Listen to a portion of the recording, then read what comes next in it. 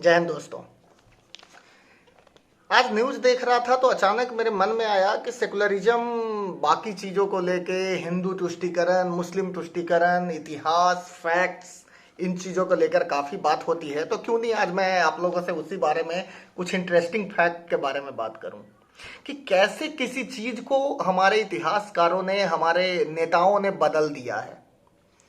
जैसे जैसा कि आप जानते हैं, मेरा नाम संदीप है और मैं नालंदा का रहने वाला हूँ। नालंदा नाम सुनते ही आपके मन में आया होगा नालंदा यूनिवर्सिटी। बिहार की सबसे पॉपुलर यूनिवर्सिटी थी, भारत की सबसे पुरानी यूनिवर्सिटी थी, ज्ञान का केंद्र हुआ करती थी, 10,000 स्टूडेंट पढ़ते थे। लेकिन उसका एक काला इतिहास है। नालंदा को किसने जलाया था? बख्तियार खिलजी ने। बख्तियार खिलजी ने कब जलाया था? 1100 शताब्दी में, जो तुर्की से आया था। लेकिन जब आप नालंदा जाओगे तो जिस स्टेशन पे आप उतरोगे उसका नाम है बख्तियारपुर। मतलब हमने अपने स्टेशन का नाम उस बंदे के नाम पे रखा है जिसने उस देश के सबसे अच्छी यूनिवर्सिटी को जला दिया। ये है हमारा मैकेनिज्म। बात यहीं खत्म नहीं होती।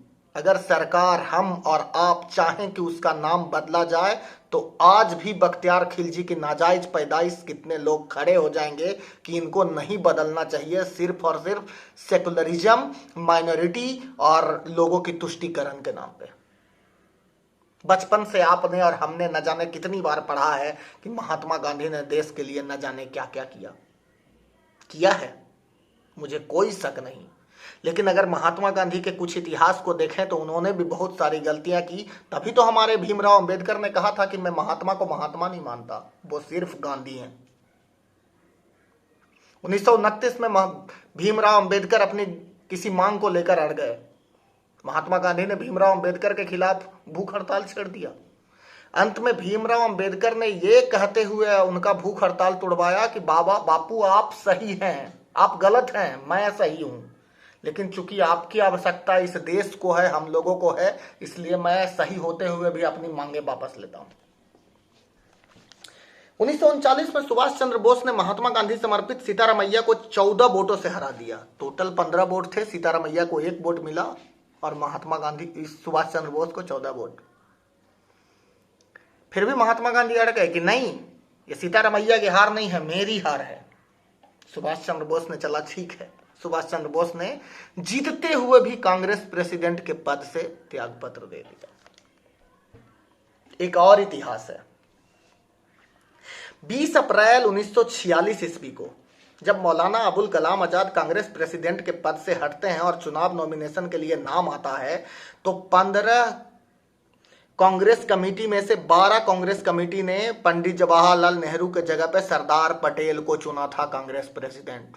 लेकिन महात्मा गांधी ने हरिजन पत्रिका में लिखा कि मेरी पहली पसंद कांग्रेस प्रेसिडेंट के लिए पंडित जवाहरलाल नेहरू के हैं, नेहरू का नाम है।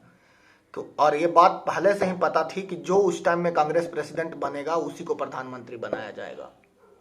इस तीनों घटनाओं से एक बात पता चलता है कि महात्मा गांधी अपने सोच को लेके, कॉन्सेप्ट को लेके काफी क्लियर थे। अगर उनको कोई बात गलत लगती थी तो उसके खिलाफ वो खड़े हो जाते थे, जो कि हर इंसान में होना चाहिए, जो सही को सही और गलत को गलत कहने की हिम्मत रखता हो। महात्मा गांधी ऐसे थे। लेकिन उनकी सोच पे शंका तब होती है जब 1940 ईस्वी को लाहौर अधिवेशन में मुस्लिम लीग ने धर्म के नाम पे देश के बंटवारा का प्लान रखा। पूरे इतिहास में एक भी ऐसी घटना नहीं दिखती है जिसमें महात्मा गांधी ने मनाया हो मोहम्मद अली जिन्ना को, या उनके घर के सामने बैठ गए हों कि मैं भूख हड़ताल करूंगा जिन्ना, तुमको मानना पड़ेगा, देश के नाम पे ये देश धर्म के नाम पे नहीं बटेगा। महात्मा गांधी तो बापू थे, राष्ट्रपिता का सर्टिफिकेट था, उनका बाप का माल था देश, उन्होंने 2-2 में बंटवा दिया। लेकिन कैसे मैकेनिज्म गढ़ा जाता है कि हम उस स्टेशन पे उतरते हैं जिस देश के सबसे बड़ी यूनिवर्सिटी को जिस बंदे ने जलाया, आज उसके नाम पे स्टेशन है, हम उसका महिमा मंडन करते हैं। विदेशों से लोग घूमने आते हैं नालंदा, अरे बख्तियारपुर स्टेशन क्यों है? जो भैया आप जो यूनिवर्सिटी देखने जा रहे हैं ना, उसको जलाने वाले के नाम पे बनाया है। इतना बड़ा हृदय है हमारा। बचपन से आप लोगों ने पढ़ा होगा, मैंने भी पढ़ा है, हमारे एक बहुत बड़े राइटर थे पाकिस्तान के, मैं पाकिस्तान शब्द का इस्तेमाल इसलिए कर रहा हूँ क्योंकि वो बाद में पाकिस्तान चले गए, पैदा तो हिंदुस्तान में हुए थे। अनफॉर्चुनेटली पाकिस्तान भी हिंदुस्तान की ही पैदाइश है। वो हमारे बहुत बड़े एक हमारे राइटर थे जिनका नाम था मोहम्मद इकबाल। मोहम्मद इकबाल ने एक कविता लिखी थी, सारे जहां से अच्छा इंदोस्ता हमारा, हम बुलबुले हैं इसकी गुलसिता हमारा, मजहब नहीं सिखाता आपस में बैर रखना, हिंदी है हम वतन है, हिंदी है हम वतन है, हिंदोस्ता हमारा। आपने सुना होगा। ये 1904 ईस्वी में लिखा था इकबाल ने, मोहम्मद इकबाल ने 1904 ईस्वी में लिखा था। लेकिन उन्होंने 1910 ईस्वी में एक कविता लिखा था जो आप में से और बहुत हम लोगों में से बहुत कम लोगों को पता है। वो कविता है, हिंदुस्तान से लेकर चाइना तक सारा जहां हमारा, मुस्लिम है हम वतन है सारा जहां हमारा। और ये मोहम्मद इकबाल ही थे जो 1917 ईस्वी से लेकर 1920 ईस्वी तक मुस्लिम लीग के प्रेसिडेंट थे। ये वही मुस्लिम लीग है जो धर्म के नाम पर देश का बंटवारा करवाया था।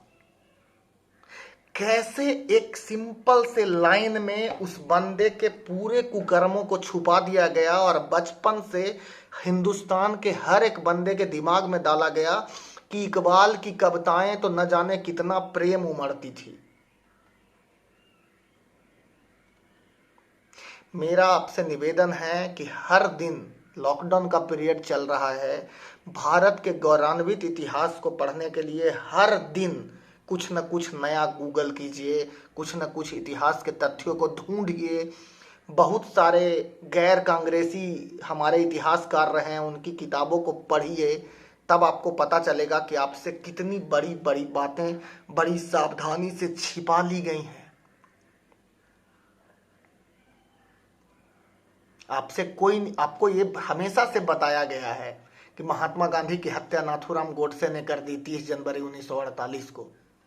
लेकिन आप में से कितने लोगों को पता है कि महात्मा गांधी ने 30 जनवरी 1948 से एक सप्ताह पहले ही स्टेटमेंट दिया था कि कांग्रेस को अब बंद कर देना चाहिए, इसे एक सामाजिक संस्था बनाकर छोड़ देना चाहिए जो देश हित की सेवा करने के लिए रहेगी।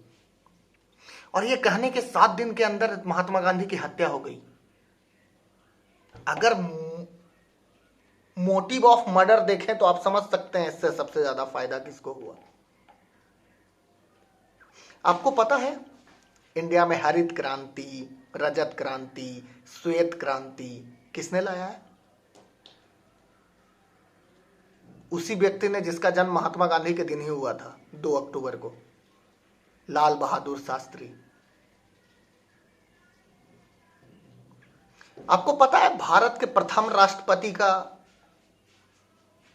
श्रद्धांजलि स्थल कहां बना है? आप दिल्ली जाओगे, आपको नेहरू मिल जाएंगे, गांधी मिल जाएंगे, राजीव गांधी मिल जाएंगे, संजय गांधी मिल जाएंगे, इंदिरा गांधी मिल जाएंगी। लेकिन जो भारत का पहला राष्ट्रपति था, उसका पुण्यतिथि, उनका श्रद्धांजलि स्थल कहां बनाया गया है?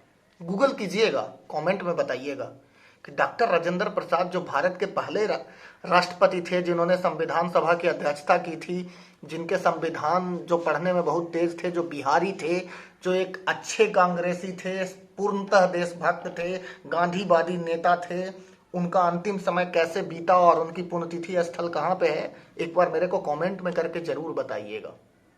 इंतजार करूंगा। जय हिंद दोस्तों, सुरक्षित रहिए, घर में रहिए, भगवान आपका भला करे।